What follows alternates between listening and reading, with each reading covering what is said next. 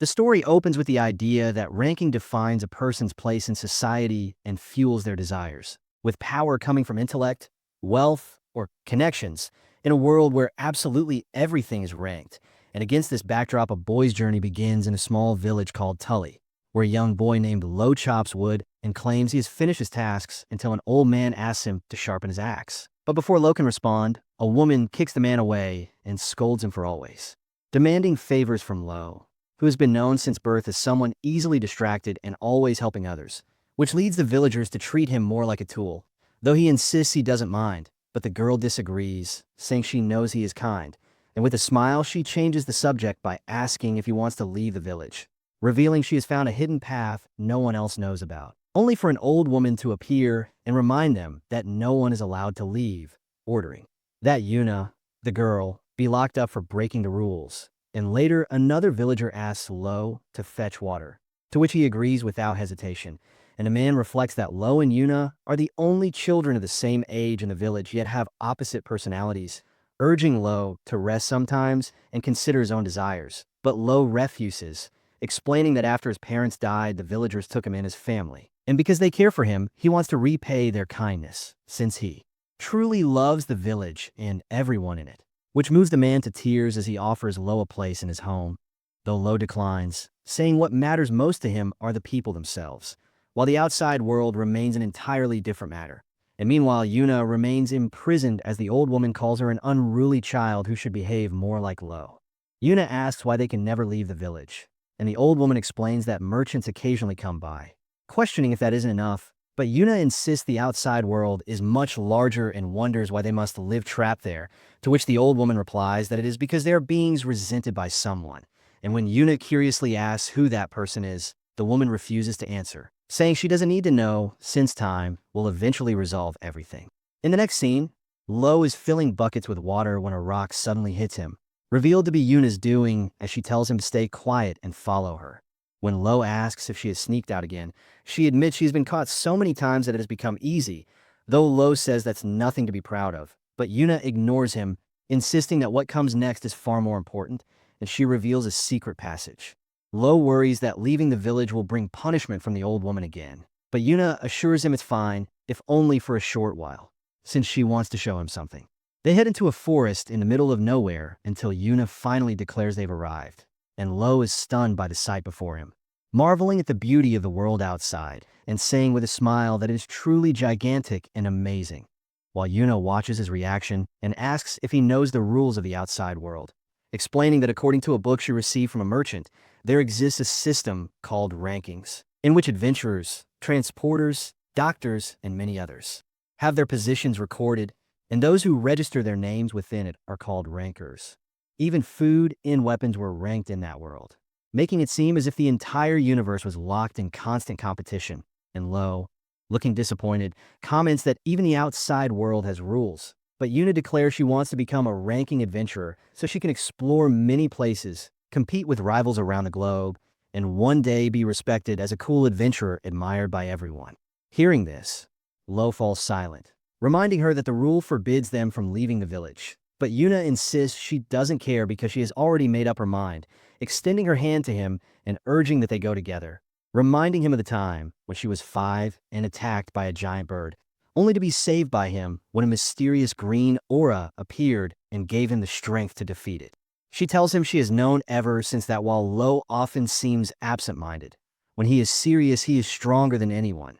which is why he is destined to stand out if he ever leaves the village, and that is why they should explore the world together. Her words leave Lo surprised, but his expression soon hardens as he admits he loves the village too much to leave, which frustrates Yuna, who calls him stubborn before declaring she doesn't care anymore and will move forward on her own, telling him he can stay stuck in the village for the rest of his life. As she leaves, Lo asks her to be careful on her way back, then reflects on how he had never imagined Yuna would truly consider leaving. And while lying back and watching the clouds, he loses track of time until realizing it's already late and prepares to return, only to notice something unusual in the sky. A floating island, glowing brightly before releasing a powerful beam of light that crashes down to the earth with massive impact, leaving Lo confused and wondering what just happened as the island vanishes, though even then he senses something far more troubling still awaits. The boy rushes toward his village, convincing himself that everything is fine and that nothing bad could have happened.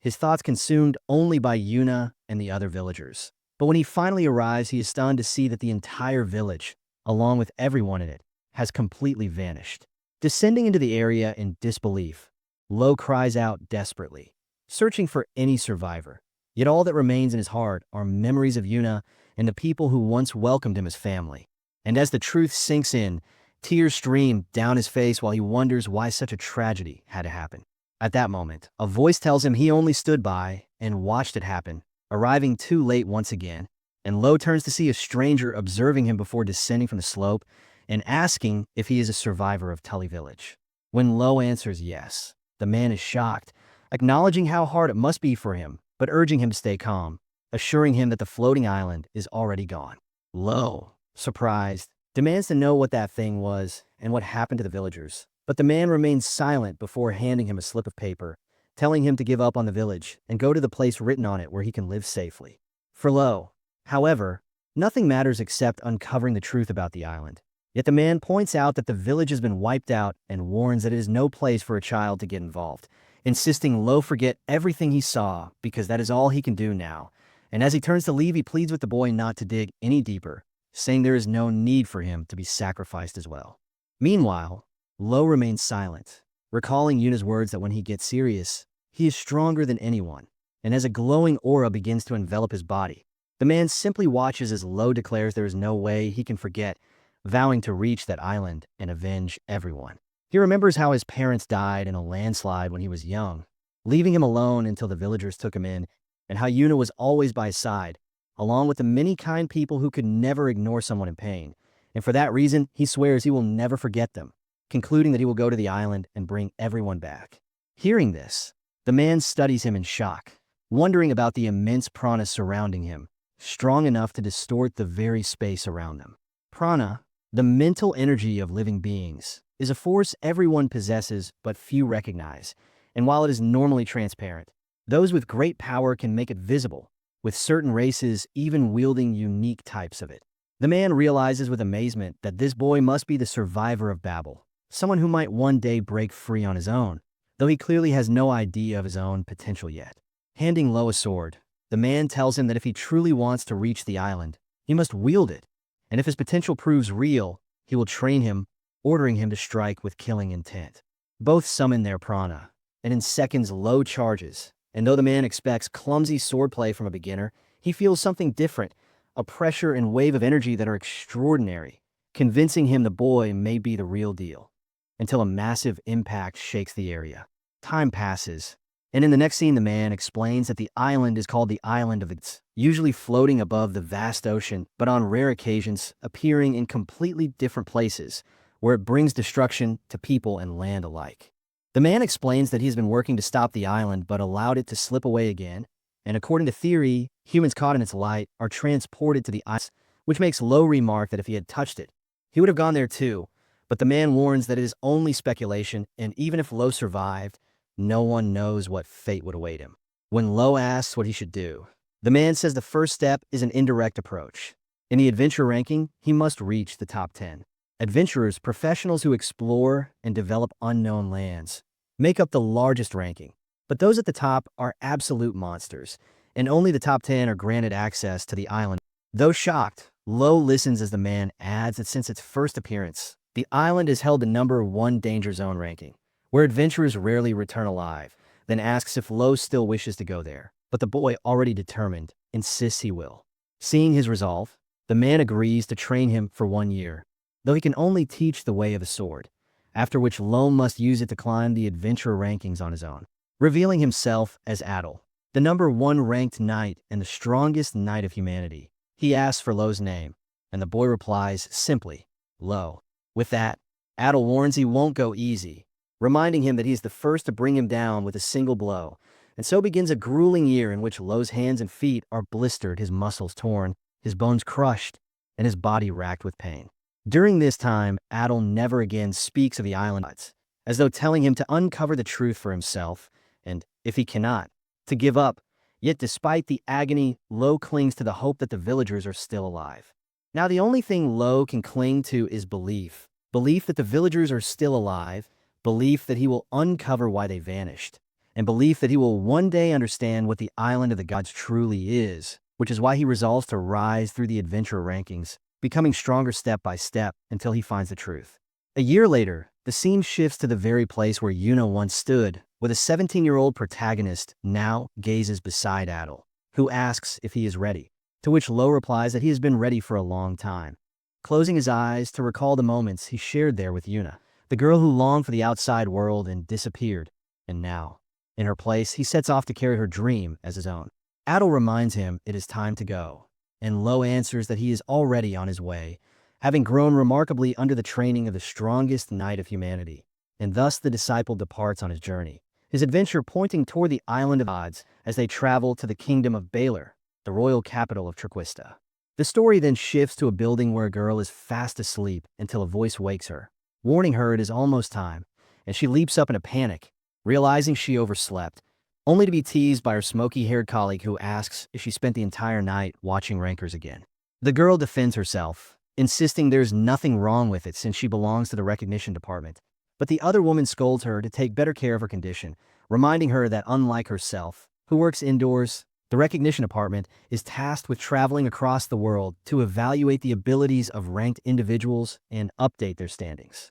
It is a demanding profession that requires deep specialized knowledge and strict impartiality. For those in this role, must make fair judgments that determine who stands above and who falls below. To work in the recognition department, one must pass numerous evaluations, and it is a role so demanding that only a select few can perform it, widely regarded as one of the most complex professions in the world. The girl admits that even though she belongs to the department, she is still a low-level employee, and if she wants to pursue her own goals, she must work hard and earn promotion. Curious, the smoky-haired brunette asks what her goal is, suggesting that the best path would be to advance until she becomes the exclusive agent of a highly skilled individual. And while the girl agrees, she admits few people truly catch her attention. Another colleague, a bespectacled woman, teases that she simply has high standards, but the girl denies it, saying most ranked people seem average to her, explaining that competition was much fiercer in the past, whereas now the top spots in every ranking category remain fixed,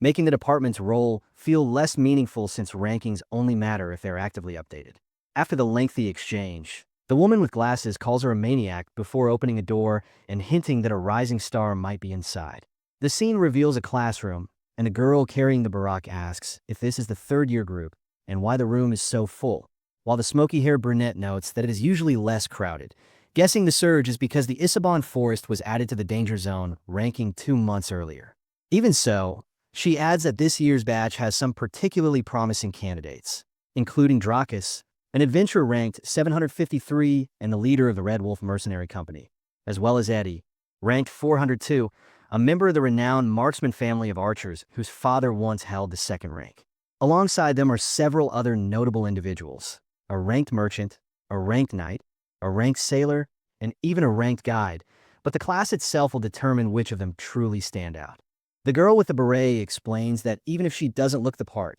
she is from the recognition department and has the ability to gauge a person's rank just by looking at them, noting that the adventurer rank in particular is highly sought after since it provides access to special areas like the Isabon Forest and is considered one of the most versatile titles for rankers. Soon after, a bell rings, and as the group heads out, she pauses to greet and welcome the newcomer, our protagonist, who has arrived to register for the rankings. One of the instructors confirms this, explaining that the ranking system is managed and overseen by the recognition department, whose members travel to different regions to evaluate abilities and assign ranks, with updates possible anywhere as long as a department official is present. Lo states that he wishes to register for the adventurer ranking, and the girl smiles, telling him the timing is perfect since the exam is about to begin, asking if he wants to take part. When he agrees, the brunette hands him a form and asks him to write down his name and other details, mentioning there is also an exam fee of 3,000 del,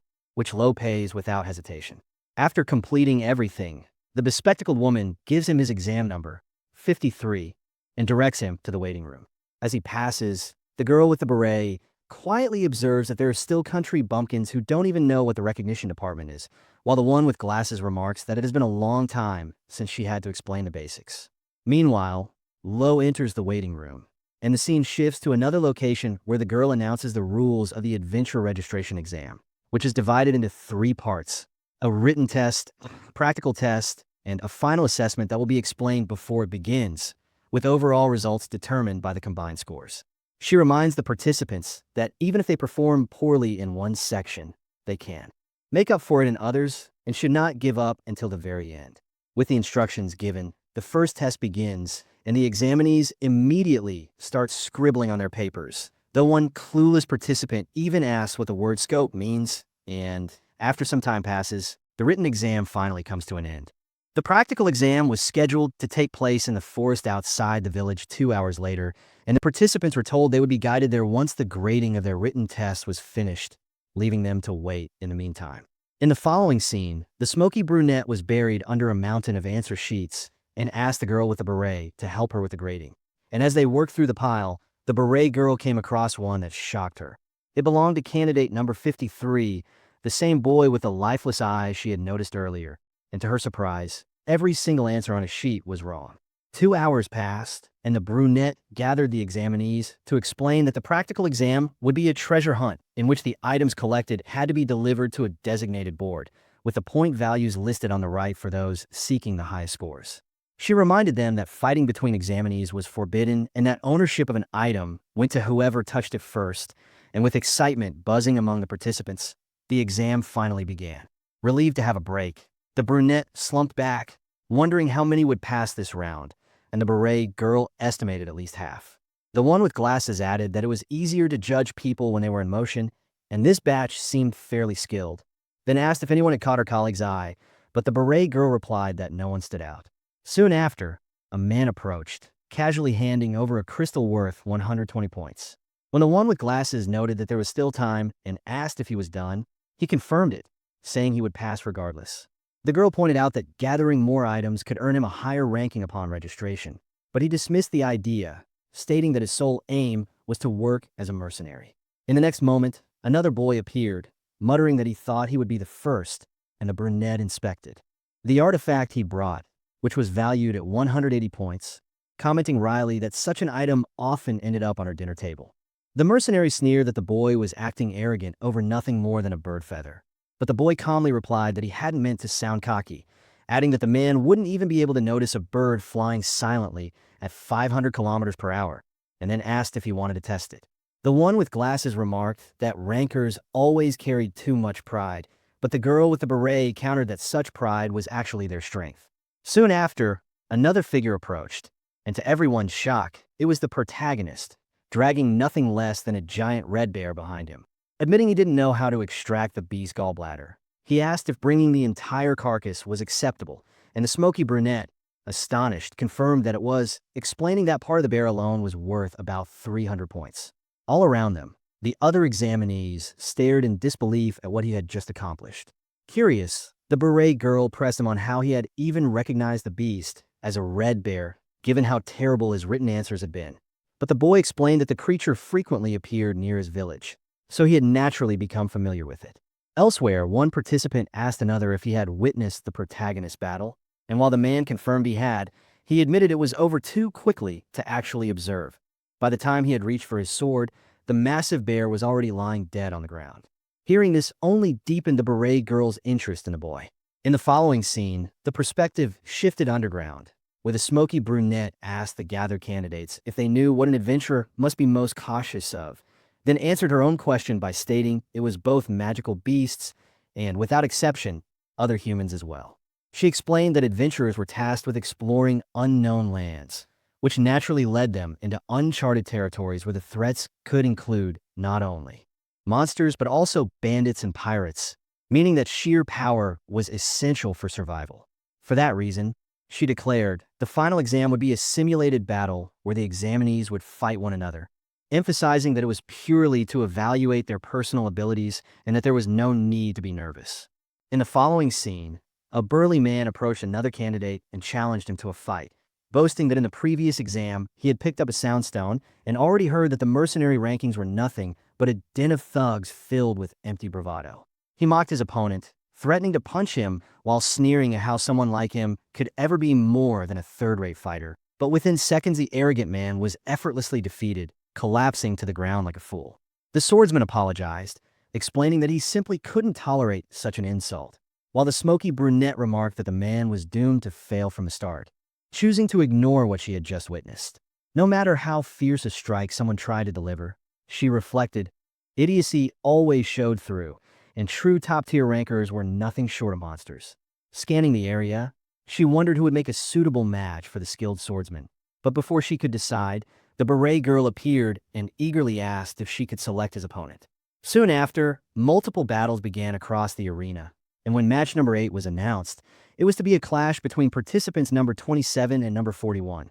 Yet unexpectedly, number 53, the protagonist, was also included. The revelation that Lo would be facing both opponents at once left them surprised, with the shorter one scoffing that it had been a long time since anyone dared underestimate them. The smoky brunette appeared puzzled, questioning if this setup was really correct, but the beret girl, her eyes gleaming, was ecstatic, insisting that her instincts never failed her because that boy was undeniably a monster in human form. The three fighters then locked eyes, tension filling the air while the evaluators silently observed. The first of Lo's opponents was Dracus, leader of the Red Wolf Mercenary Company, which had risen to fame the previous year by defeating the Camera Mafia, a notorious group ranked 62nd among criminal organizations, and rumors claimed the young mercenary had personally brought down 7 executives, including the boss himself. The second was Markman, a gifted young archer from the prestigious Markman family, a lineage renowned for its prodigies. Markman had received elite training from his father, who once ranked 2nd among archers, and he was registered in the archer rankings at just 5 years old, making him a prodigy whose reputation was known by every archer alive, so facing him was no small feat. And with Dracus, the mercenary leader whose fame had already spread, the challenge seemed even greater, yet before them stood only a nameless young man. At the signal of the girl with glasses, the battle began, and within moments, Markman fired an arrow straight at Lo, who dodged easily, but Dracus was already upon him swinging his sword, and the two exchanged a fierce sequence of strikes that left the crowd stunned, as Lo's focus sharpened enough to counter and push Dracus back, spotting an opening until another volley of arrows came, forcing him to slash them out of the air, one ricocheting toward the audience and barely missing. Pausing the fight for an instant as Dracus muttered, the boy fought like a high-tier swordsman from the night ranking, Eddie agreeing he had never seen such power,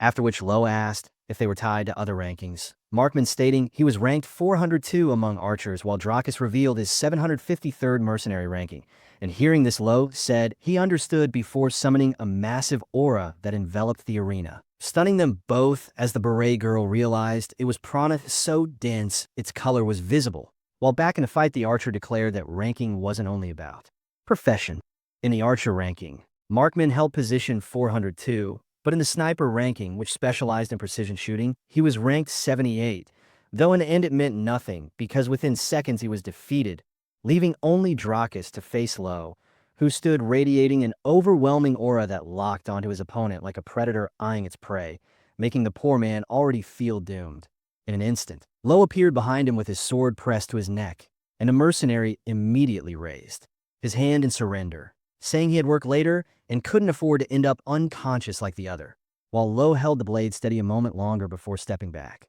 leaving Dracus shaken as he realized this boy was a monster and wondered who in the world he truly was, and the audience roared in shock that a nameless youth had just defeated 2 3-digit rankers, after which the girl with glasses officially declared number 53 the victor, prompting the beret girl to walk off to another room where she pulled up data on her computer and was astonished to find the protagonist's profile empty of experience, with no record, no ranking, no crimes, and no ties to any faction, which made sense if he had lived in some remote area, but still amazed her that such talent had been buried. So thrilled, she thought she had struck gold and immediately hurried off to claim him as her exclusive recognition agent, only to find a crowd of agents had already swarmed him and realized she was too late. While Lo, utterly confused, asked what such an agent even was, giving her the chance to explain that an exclusive recognition agent is one assigned to a single ranker who frequently updates their records, bypassing the need to wait for the bureau and carrying a special phone to access the latest data,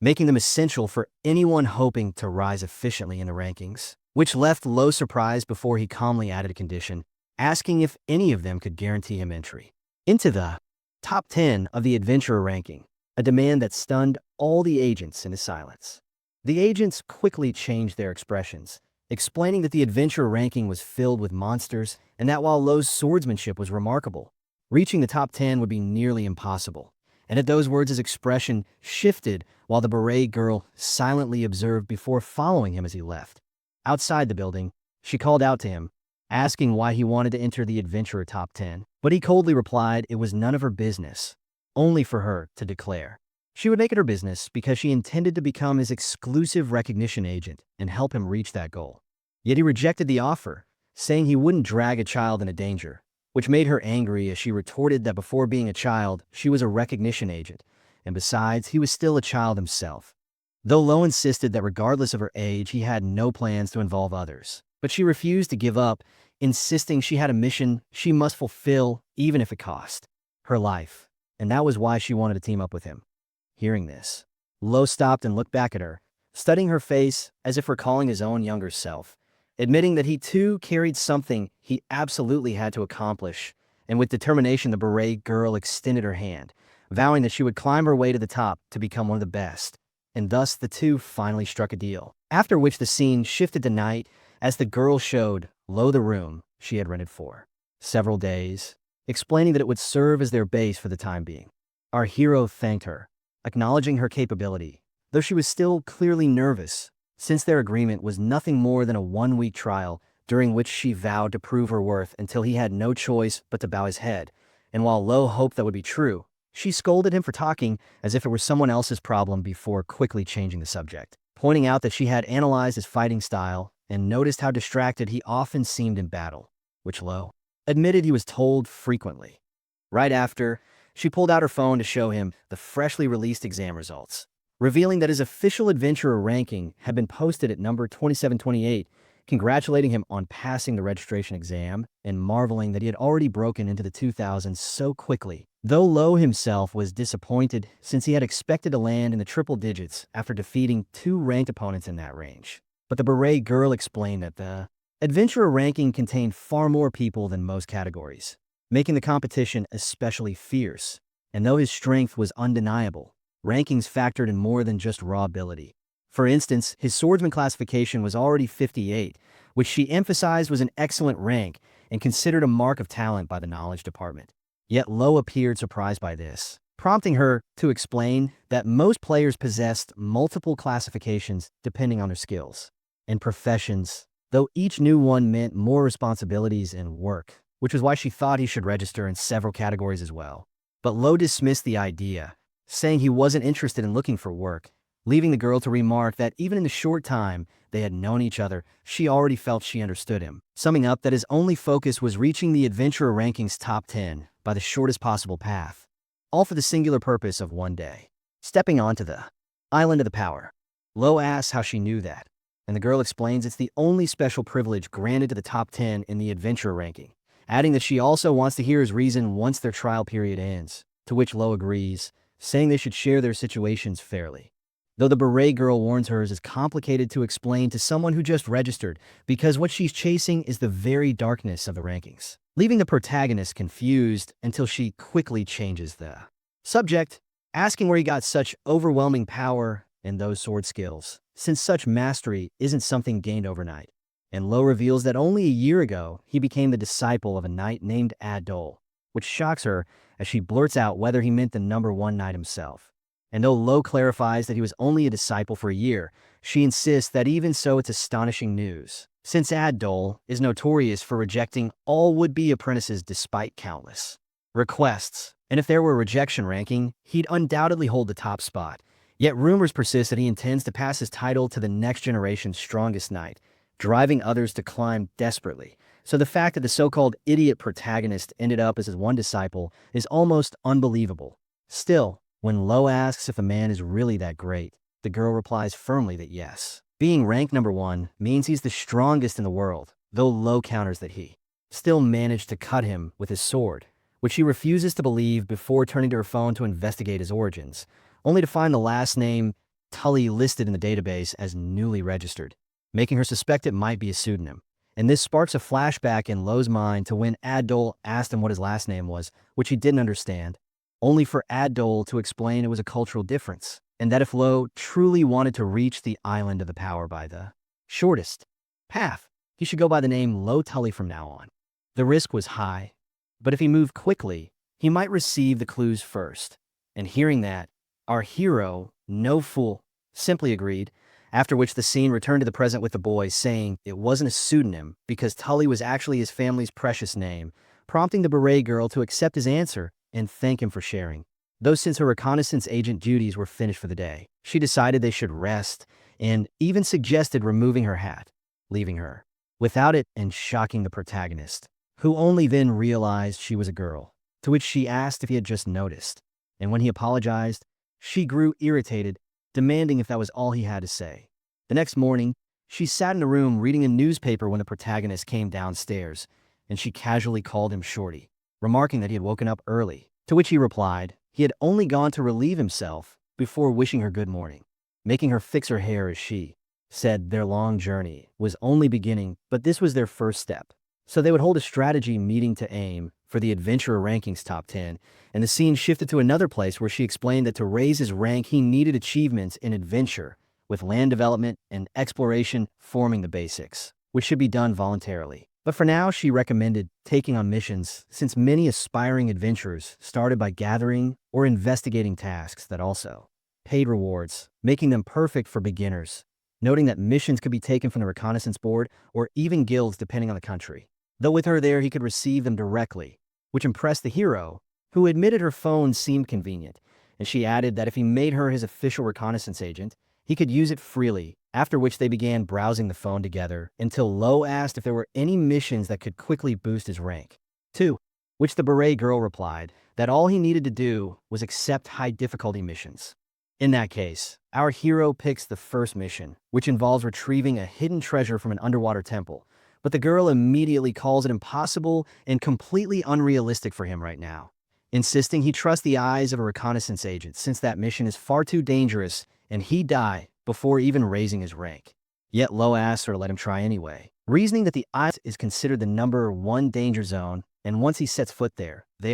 will be no turning back. Just then, a man appears and asks if he's in trouble, and the girl recognizes him as Loud Bloatward, a formidable figure ranked 11th in the adventurer ranking, which shocks Lo as he recalls his master warning that adventurers are the most numerous among all rankings, and that those at the very top are true monsters. Realizing this must be one of them since being 11th means he's only a step away from challenging the islands. The girl with the beret says it's perfect timing because she needs Loud's help and asks him to give the boy a proper beating. And the scene cuts directly to an arena where Loud apologizes for making Lo wait, explaining it'll just be a simple duel, so he borrowed a weapon that may be light but will suffice, to which Lo politely calls him sir and says he's ready, but Loud tells him to speak casually since etiquette isn't required in the adventure ranking, adding that having updated his rank once before, he knows the girl is truly remarkable because she isn't only smart but also creates valuable rankings with a passion other reconnaissance agents lack. So if a request comes from someone like her, he feels compelled to help since she clearly cares about the boy, though Lo, clueless to that part, only focuses on the battle, sensing from the man's presence alone that he is very strong. In a moment, Loud steps forward. Lo feels as if that spear will then the girl calls out to Lo, saying this is a good opportunity because he needs to learn at least once just how vast the world really is. And though her words surprise him, he thinks that if this is what she calls the vastness of the world, he already understands it well. The two warriors lock eyes, and Loud gives the signal to begin, and the instant their weapons collide, Lo prepares an attack, only for the man to dodge with ease while simultaneously analyzing his movements, noting how Lo channels prana into his armor and releases it through his slash, even boosting his agility by wrapping prana around his hands and feet, and he recognizes the style as the sword Saints, a discipline passed down to a single successor, though he doubts such secret arts would be entrusted to a mere boy. But before he can dwell on it further, Lo suddenly appears behind him, warning that it's no time to daydream, and tries to strike. Yet Loud had already predicted it, calmly remarking that he's still quite relaxed, leaving Lo stunned before launching another strike that the man blocks effortlessly. Loud observes that just from his prana alone, it's clear the boy has tremendous potential, especially with that glow radiating from his body, and as they pull apart, he directly asks Lo's race, warning that pretending to be clueless won't work since that kind of prana glow isn't something one acquires later in life. Though he says it doesn't matter because he'll get the answer eventually, then presses further by asking if the boy can also use enchantments, a question Lo doesn't even understand, when suddenly flames erupt behind Loud as he begins casting an enchantment, warning that if Lo doesn't use his true power, he'll be killed. But the poor boy, still confused, can only brace himself as fiery spears come flying. And though he manages to block them with his sword, the leftover force still strikes him, prompting Loud to explain that a regular blade can't possibly defend against an enchantment. He then snaps his fingers, conjuring several spears that shoot toward Lo, who manages to dodge some but finds no time to think, when suddenly a flashback of his master appears in his mind, reminding him that his handling of prana is still rough. Yet once he learns control, he'll gradually master techniques, and with a red aura forming on his blade, the master demonstrates the simplest technique, telling him to watch carefully, and in the present, Lo instinctively mimics those movements, channeling his mana into an attack aimed straight at Loud, who is surprised at the speed of the strike, but blocks it with a spear, only for the boy to rush in again within seconds, forcing the man to acknowledge that this kid is truly strong, though his defense with the spear holds steady as he notes the slash was fast enough to be invisible to the eye, but still lacking the power to topple him.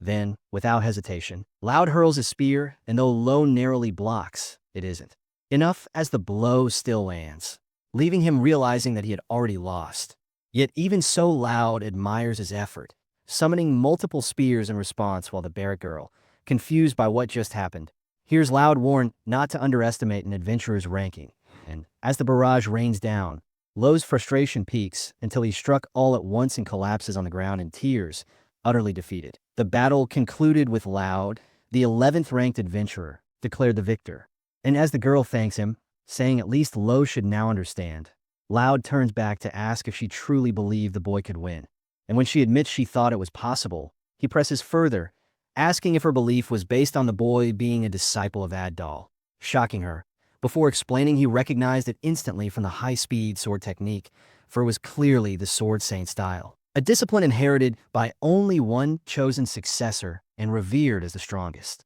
Sword art among knights for generations, yet now wielded by a mere adventurer, which from a knight ranker's perspective is nothing short of seeing a sacred relic stolen. The girl goes wild, confirming yes, and immediately thinks she'll have to stop the boy from meeting ranked knights in the future, while Loud warns that would indeed be wise since in the worst case, he could even be killed, and though operating as an Ignite ranker might allow things to settle calmly, there remains another point likely impossible to ignore. Yet the Barrack girl insists that the real reason she believed in Lo wasn't the Sword Saint style, but rather because he claimed to have landed a hit on Ad-Dal, which made her trust him. And though the man is stunned, he dismisses it as impossible with Lo's current level, while the girl agrees, but notes that Lo doesn't strike her as someone who lies, leaving Loud to suspect there may be deeper circumstances, for the Sword Saint style alone was shocking, but the matter of his prana is even more curious. And as he retrieves a spear, he considers that Lo may actually possess enchantment ability, and had he used it, the fight's outcome might have been different. Suddenly, a flashback shows a woman staring at something in curiosity until an old lady appears, warning her never to speak aloud the poem that trapped them here, telling her those words must remain sealed. And soon after the woman leaves, offering a quiet apology to Lo, when in the present the boy abruptly awakens, battered and bedridden, asking what happened, while the girl lights up with relief at seeing him conscious, for they are now in the recognition bureau's infirmary where he had slept the entire day as if a switch had been flipped, and the doctor explains that he was suffering from accumulated mental fatigue, and, though it's unclear what burdens he carries, he warns that Lo is pushing himself far too hard, which leaves the boy stunned. A flashback of the battle runs through his mind, making him admit she's right, and the girl fixes her gaze on him, saying she has something important to ask, whether he knows what enchantments are. But of course, the clueless boy says no, prompting her to explain that enchantments are a special way of manipulating prana that certain races can use, with many of the top-ranked individuals being capable of it. And when Lo asks if Loud is one of them, the Barrack girl confirms yes, because he's a warrior of the Borward tribe, a combat-driven people skilled in hunting who live in the fertile southern lands and pass down their techniques orally in the form of poems, which are also called enchantments. Though because they require special components, they're usually impossible to acquire later in life, and she adds that Loud himself suspected Lo might also possess such an ability, asking if he has any idea about it. But the boy remains frozen as another flashback of that mysterious woman surfaces in his mind, making him wonder if it's true, while the girl grows excited, saying enchantments are a powerful trump card for rankers, and once again declaring her belief that he could become top tier. Then looking at her phone, she announces she's found the perfect mission, located in the Asura forest, which was classified as the 48th most dangerous zone just 2 months ago. And when Lo asks if an ecological survey means simply observing animals and such, she explains that's only part of it. For in reality, people have recently been disappearing there, with adventurers who took the same mission vanishing without a trace, starting with those around rank 1000 but now even rank 800. So if he uncovers the cause, he could easily climb 200 places. Hearing that, the boy immediately rises from bed and accepts the mission, asking if she suggested it because she truly believes he can succeed, and she answers that of course she does, which is why they need to proceed with the acceptance procedures right away, warning him that the Asura forest contains prohibited species and restricted zones, though since she's there will be fine, but still he must be cautious. And when Lo asks what happens if he doesn't follow the rules, the girl warns that his ranking will fall because no matter how skilled someone is, if they recklessly damage the ecosystem or fail missions, their reputation as an adventurer collapses, meaning ranking is the same as credibility itself. So he accepts wholeheartedly, declaring this mission a new beginning and the first step toward climbing the adventurer rankings, determined to give it their best together, to which the boy smiles in agreement. And the next scene already shifts to the eerie purple forest where a man is strangling someone, telling him he can't unsee what's been seen, while another bystander asks if he killed again, only for the man to shrug that the Reconnaissance Bureau won't care about low-ranked adventurers, then steps on a caged beast, mocking that striving sincerely for higher rank is foolish, revealing the animal to be a Neo-Suros whose horn alone could push him into the 3-digit rankings. Though an older bearded man nearby warns that strength alone can't raise one's rank yet. The killer, Cruel, retorts that he exists to punish injustice, while the man dismisses him, vowing instead to claim the battlefield for himself and reach the top 100, introducing himself as Dahlin, currently ranked 672, with a status clearly gained through unfair means. And finally, the scene cuts back as the protagonist and the Barrett girl arrive near the cursed forest where a soldier requests to check their ranking,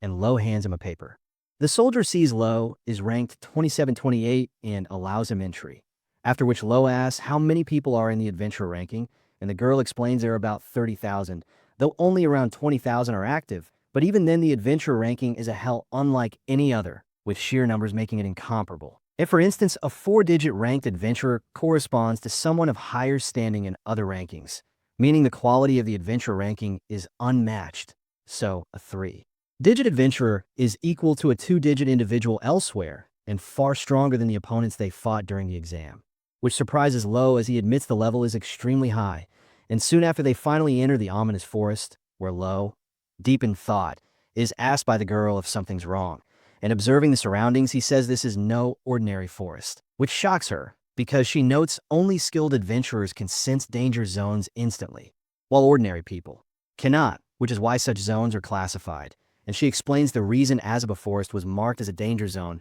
just 2 months ago is simple, as at that exact moment a presence draws near and she reveals it is due to massive monster outbreaks, warning Lo that he must protect her properly, though he already understood that. And in seconds he wipes out a great number of monsters, only for a flying beast to swoop down, which he seizes by the beak and slashes cleanly before continuing to cut through wave after wave. Yet noticing more creatures still approaching, and the Barrett girl asks if those are the techniques Adal taught him, to which Lo replies yes, though he admits there are still many he cannot use yet, but he believes he may soon be capable of unleashing one particular technique. At that moment, a giant foot crashes down, belonging to a massive orc ranked 126 in the monster rankings, which fixes its gaze on our hero, who channels prana into his sword and declares he should test it, wrapping the energy around his whole body before attempting an X-shaped slash with his magic blade. Yet to his confusion, the attack barely works, and the orc, equally baffled, charges after them, prompting Lo to admit he thought it would be effective while the girl panics, scolding him for forgetting that his own life comes first. only to freeze in horror when she realizes the path ahead suddenly ends. But Lo quickly scoops her up and recklessly leaps off the cliff, sprinting down its face like a madman until he lands safely on the opposite side, leaving the girl shaken in disbelief while Lo calmly breathes relief, though the Barrett girl bursts in anger, demanding he warn her before pulling such stunts. And Lo sheepishly apologizes, saying Ad Doll's training made that kind of thing a habit. Then noticing how different the forest here looks, the girl explains he's fortunate because this is the research target area, where after the forest was marked a danger zone, new surveys began, with 80% completed but 20% still unexplored. The very part where monster outbreaks occurred, filled with unique plants and animals, many unlike anything Lo has ever seen, which fills him with awe as he thinks this must be the true adventure Yuno once longed for them to share. But when a presence approaches, he draws his sword, only for the girl to stop him,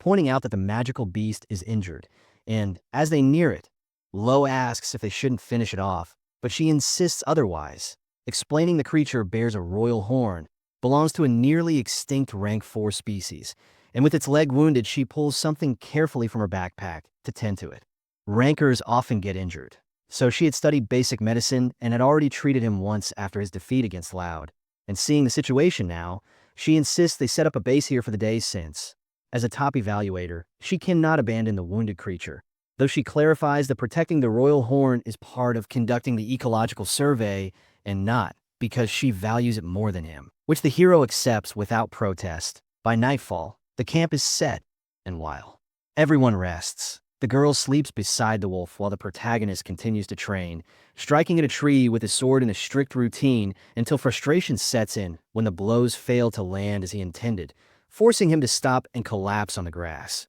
Reflecting on his failures and realizing he is far too weak to set foot on the island of which pushes him to vow that he must grow stronger. And recalling Barrett's words, as well as Loud's claim that he, too, might possess an art, he starts to believe that possibility could be real. Yet by the time morning arrives, Lo is already awake, and when he notices the girl worried, she explains the wolf had suddenly begun thrashing restlessly despite its wound being healed, surprising Lo, who learns that the royal horn's regenerative powers are incredibly high and that with proper care recovery comes fast. But even though the beast is still just a cub and should normally get along with humans, its agitation suggests its injury was inflicted by human hands. She tells Lo to examine the horn closely, pointing out the chipped edges that seem to have been caused by illegal hunters, explaining that royal horns are incredibly rare and were once captured in large numbers, which is why they are now on the list of very rare species. Yet despite the prohibition, demand persists, and so they continue to be hunted secretly and sold on the black market under the name unicorn. Suddenly, the crazed beast lunges at the girl, but the protagonist instinctively protects her with his sword, staring at the creature with a cold gaze until it becomes frightened and flees. And when he asks if they should pursue, Luke confirms they must since even though it has healed, it is not completely recovered, and more importantly, there had been no prior record of a royal horn inhabiting Azaba Forest, making the chase a vital part of the ecological survey. In the next scene, after preparing their gear, Lo volunteers to advance first, prompting Luke to warn him to be cautious because the forest may harbor illegal hunters, which makes him ask whether defeating such hunters would increase his ranking. And Luke answers that it depends on their ability, though the possibility exists. So Lo accepts the risk and rushes ahead, declaring he'll defeat as many as he can, moving so quickly that the girl admits she can't even keep track of him anymore. And in the following moment, he is already deep in the forest, convinced the monster must have come this way, when suddenly he senses something unusual. An arrow suddenly flies toward him, but Lo easily dodges it, and out of nowhere a man with a sword appears, accusing him of being an illegal hunter before swinging down at him, only for Lo to avoid it again as their blades collide. And in the midst of the clash, the man is shocked by the sheer force of the boy's prana before telling him to wait, which makes Lo pause as he recognizes the voice and realizes it's Dracus, while the other figure reveals himself as well, though Lo still doesn't remember him and bluntly asks his name, frustrating the blonde, who snaps that he's Eddie while Dracus introduces himself more calmly. The scene then shifts to the Adventurer Ranking Registration Center, where several people are gathered, and as Dracus is speaking with the receptionist about what kind of ranking mission he wants, that same archer suddenly shows up to pick up a commission, the two locking eyes immediately. And in the next moment, they're elsewhere, sitting across from each other, and talking again. though their words overlap until Eddie finally insists Drakus go first, only for Drakus to insist the same,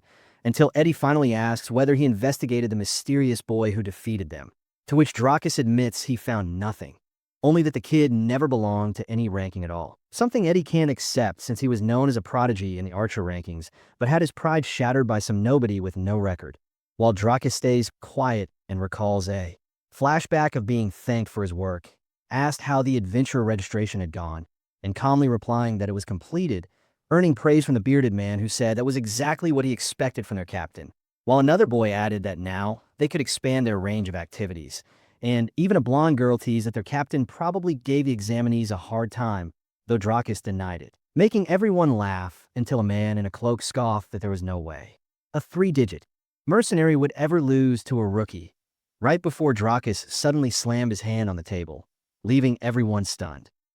The boy is extremely irritated, muttering that the guy didn't even look at him, as if treating him like nothing more than a pebble on the path, and declares that starting tomorrow they will triple their training regimen, while the blonde girl points out that since he registered for the adventurer rankings, they will now be able to accept commissions that were previously off-limits. But even so, Drakus insists it still isn't enough, because the world is far larger than they imagined, and that is why he himself will return to training properly again, too. The scene then shifts back to the present as the boy reflects on everything that happened, admitting that his pride is justified, that although he had no intention of focusing on the adventure rankings, he still cannot let things end this way. Noting that he is currently ranked 631, while the boy who defeated them stands at 2,728, and that their interests now align, which means they must deal with this. The blonde boy then brings up that there is a forest recently added to the danger zone rankings, to which Drakus responds that it is Abba Forest, and that the more dangerous it is, the better their chances of raising their rankings.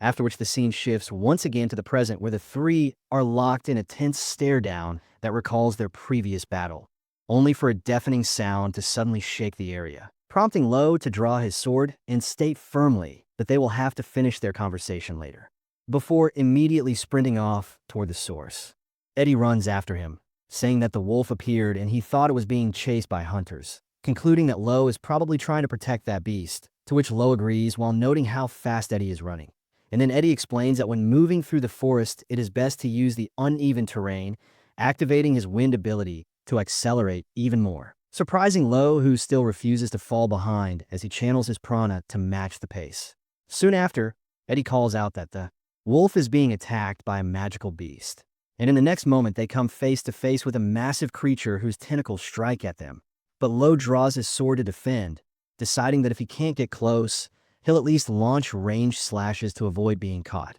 Lo then asks Eddie if he can create an opening, but Eddie says it's not something that happens instantly, though he still instructs him to aim for the eyes while keeping on the move, firing arrows as Lo advances with his guidance and landing hits straight on target, just as Drakus suddenly appears and orders them to go for the legs, prompting Lo to dive low and deliver a precise strike that heavily damages the monster before Drakus tells them to grab the wolf and escape. So the protagonist secures the beast while Drakus swings his sword to sever a tree trunk that comes crashing down on the creature, finishing the fight and ensuring the wolf's rescue. Afterward, Eddie admits it wasn't bad since the instructions were solid, while Drakus calmly states that he's accustomed to leading others. And when asked if he was calling his subordinate, Drakus doesn't respond. Meanwhile, Lo watches from above, reflecting that the top 10 adventurers and their sword skills are impressive, but even so, reaching the top 10 by relying on swordsmanship alone is nearly impossible, concluding that he will need to master abilities beyond the blade in order to climb the rankings,